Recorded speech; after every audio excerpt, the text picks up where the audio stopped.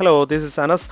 In this video, I'm just going to explain five most important things you need to consider when you book a holiday car rental in any country.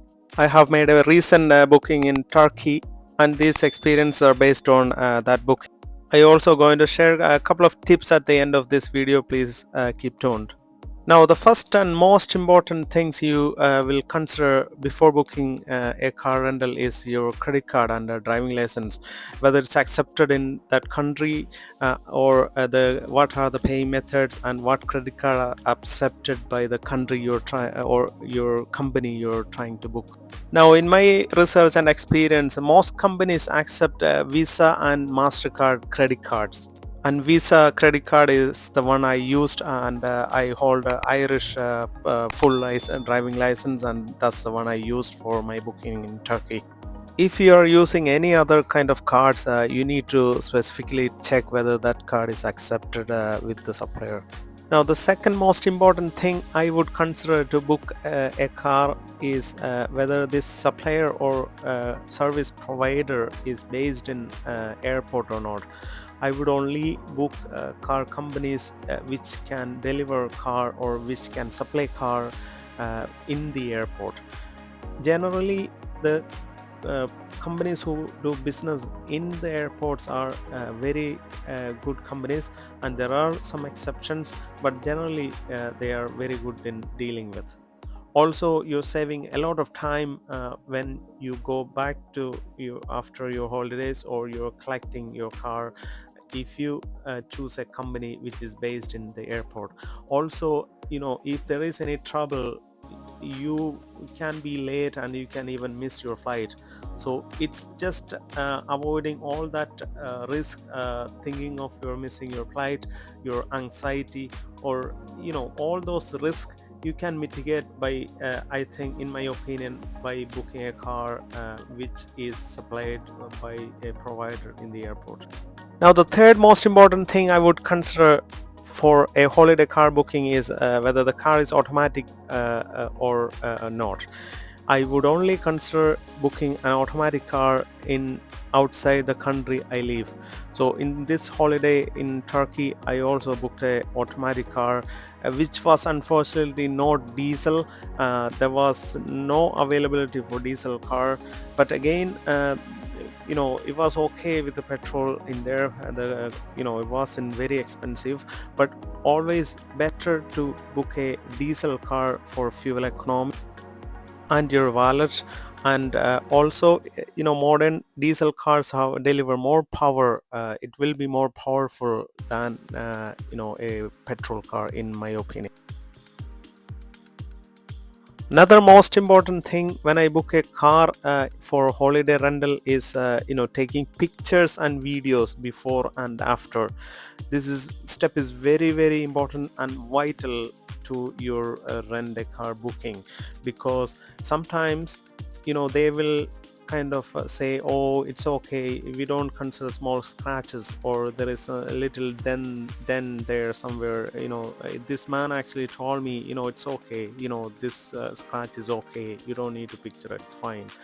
But for your own peace of mind, and also for to avoid any arguments at the end, you better save a lot of pictures and a short video all around the car with the presence of your delivery man, whoever delivering the car. This is very, very important step, because I have some of my friends had a very bad experience with the car rental, and they argued with a lot of scratches and a lot of stuff which was present before, and he didn't have a lot of videos or pictures to prove it wasn't done by him. So this experience is very bad at the last minute. So it better be prepared with a thorough video or picture before you take this car off from their place.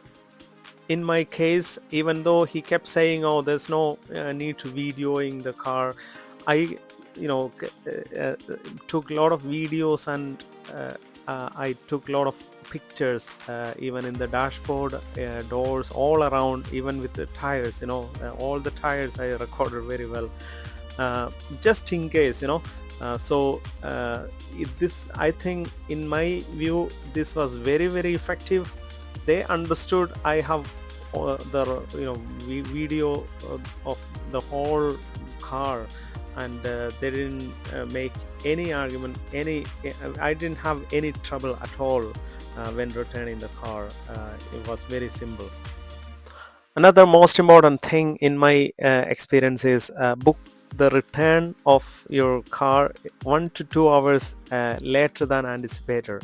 That means if you want to return the car at around 5 o'clock, just when you book the car, just put it as 6 o'clock or even 7 o'clock, unless there is no implication on price. So because the car companies always charge for late return. So sometimes most countries, there can be a slight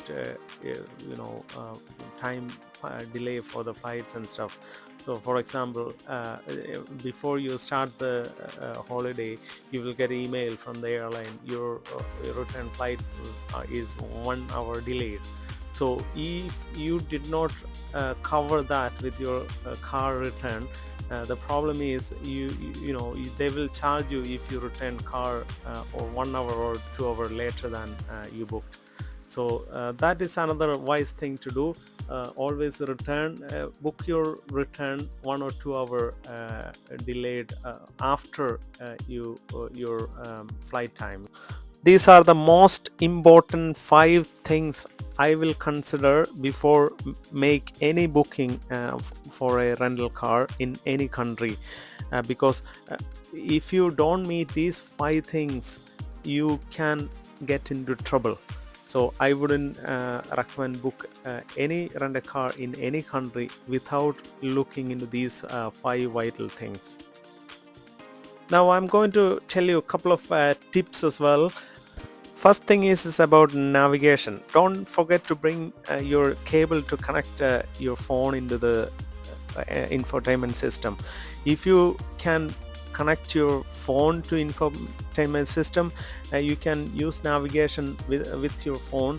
There is no need to pay for extra navigation equipment or extra navigation service. Most modern cars have the ability to connect your phone to the infotainment system, so navigation will be very easy. Any country I go, I would personally use eSIM. So I have 5G phones and I download the eSIM and I will recharge before I go. So I will have internet for use in the whole holiday period. So navigation is covered that way anyway. So you can connect that to any car with your charging cable. So don't forget to bring that, and do not pay extra money for this navigation. That's the way I navigated during my holiday, and it is really effective. You can navigate from your phone, because you connect the phone into the charging port anyway for your charging. Another tip is, most of the car service provider, like a car supplier, is keen to sell you the insurance, extra premium insurance.